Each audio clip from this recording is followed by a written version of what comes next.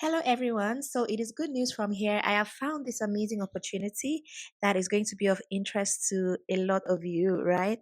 So, you know how many people are finding it hard to migrate because they don't have, skills or they are not in particular professions like healthcare, IT, and all of that. They don't consider themselves highly skilled. Maybe their occupation is in semi skilled, roles or unskilled role, and they feel like they don't have a lot of options. So I have found an opportunity for you. Yes, I have.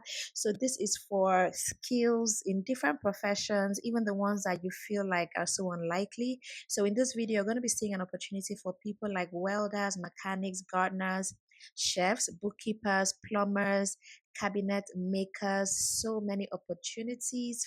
Those skills you consider unskilled or semi-skilled and skilled, so there are many of them. So in this video, you're going to be finding something for you. So this pathway is so amazing. Visa processing takes 1 month and you can move with your family on this pathway. So it is a very good one. So in this video, I'm going to be showing you everything about it, how it works, who can apply, the jobs that are on the list, and everything you need to know about it. So stick with me in this video. If you're here for the first time, my name is Jackie and welcome to my channel.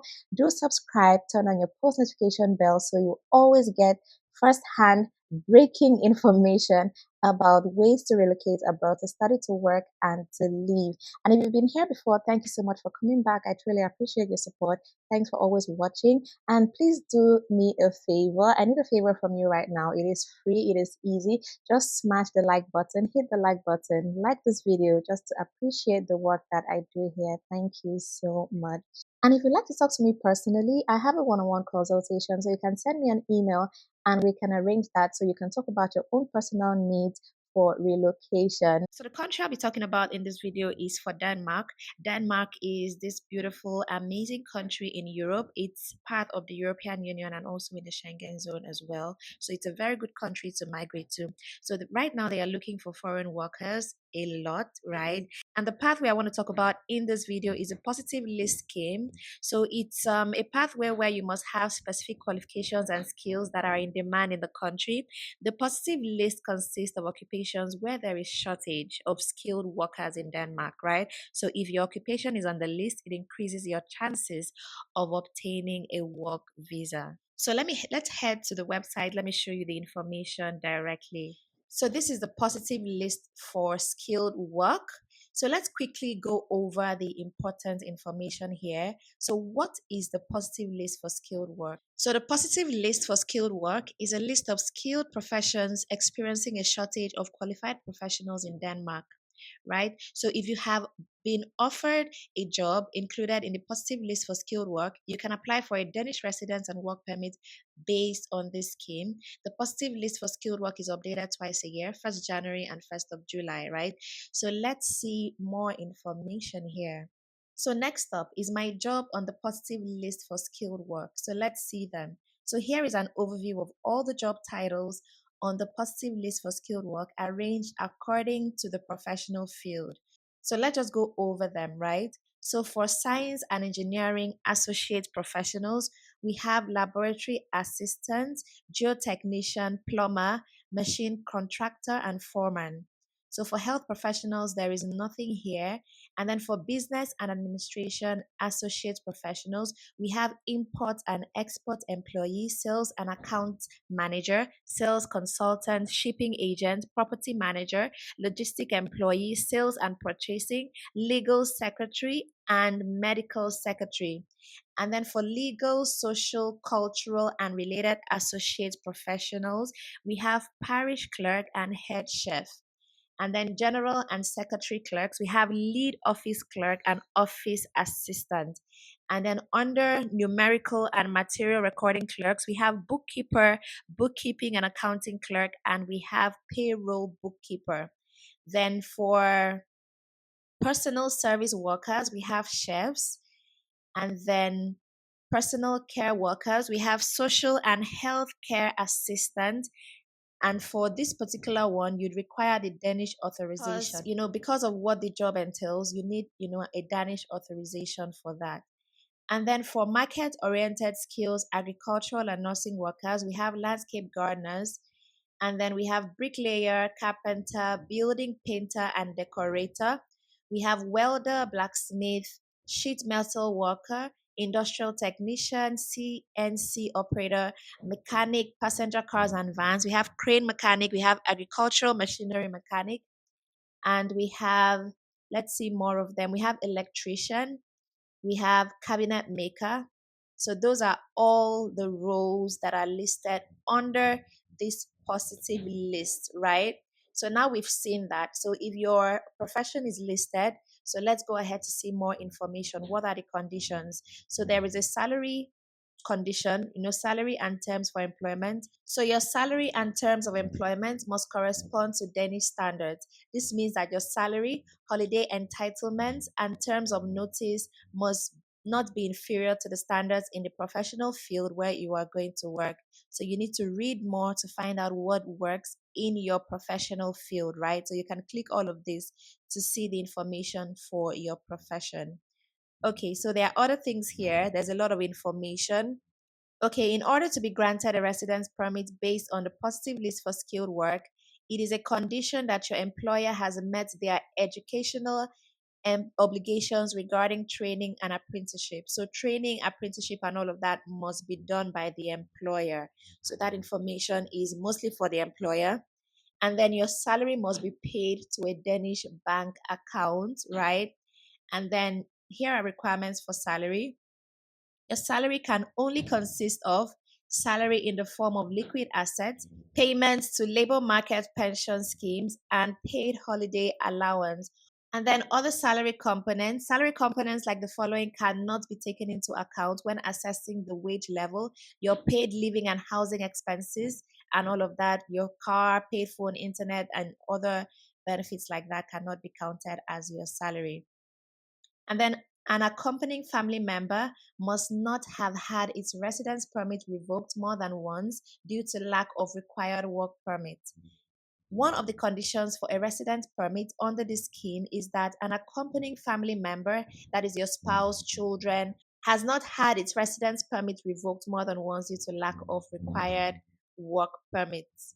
So, what am I right if I am granted a permit? So, let's see the do's and don'ts for this. Okay. So, you are allowed to work.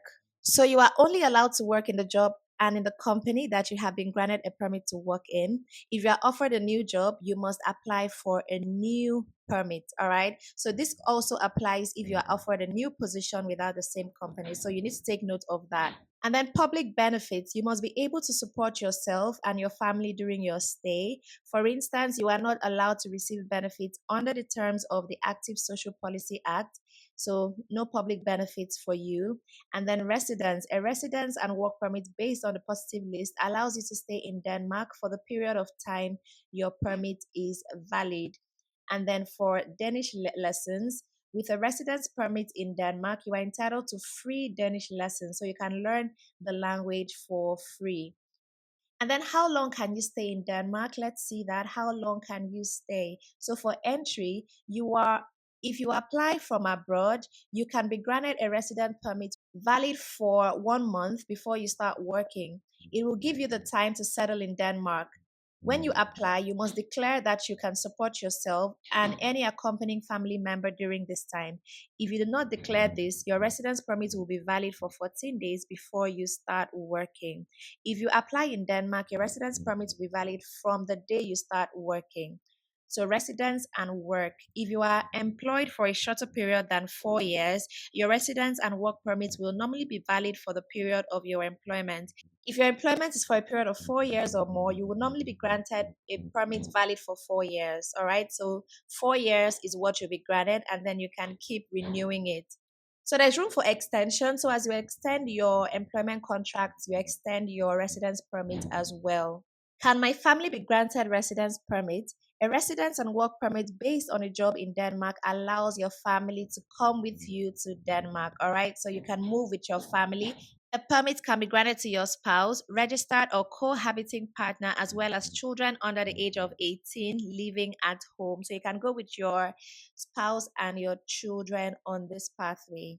So let's see other information here. Normal processing time is 1 month. Please note, at the moment, the processing time is prolonged and can be expected to take 1 to 4 months. And then the processing fee is 4,670 Danish kroner. So you need to like find out what that means in your own currency. All right, so let's see more info how you can apply and all of that. So an application for a residence permit on the basis of work must be submitted to the Danish Agency for International Recruitment and Integration. And then as a general rule, you must have an employment agreement with a company registered in Denmark to be able to apply. So the first thing you need to do is to get a job under the professions listed on this positive list. And then when you have your employment offer, then you go over to the Danish Agency for International Recruitment and Integration to start your application. Before submitting your application, you must create a case order ID for your application and pay a fee to cover serious case processing expenses. You can do this on the How to Apply tab to the right. Here you also find the relevant application form, so everything is there. You must use application form AR1. So I think you should just have like this page open as for instructions as you apply. I'm going to leave a link to this in the description so you can go ahead and use this to apply. Okay, so let's go over to how to apply. So these are the steps. You create your case order ID, you pay the fee, you gather your documents. All right, let's see the documents here. You need documentation of paid fee, you know that you've paid the application fees, and then copy of all pages of your passport, including all empty pages from front to back cover. And then you need your employment contract or your job offer. And then you need documentation of education relevant to the job offered. And then documentation of parts of your salary or benefits that do not appear in the employment contract. So these are all the documents you need to apply. All right. So after you've gathered the documents, you complete your application form, right? And then you submit application, you have your biometrics, and then you receive a response to your visa application, and then you move down to Denmark. So there are details in all of this, right? There are details in this are all drop downs. So there's a whole lot of information here. So I'll drop the link to this in the description so you can go get started. If you found this video helpful, do give it a like, that is a thumbs up, and also subscribe to the channel if you've not done that already so you can be seeing more videos like this. Thank you so much for watching. I will see you in the next one.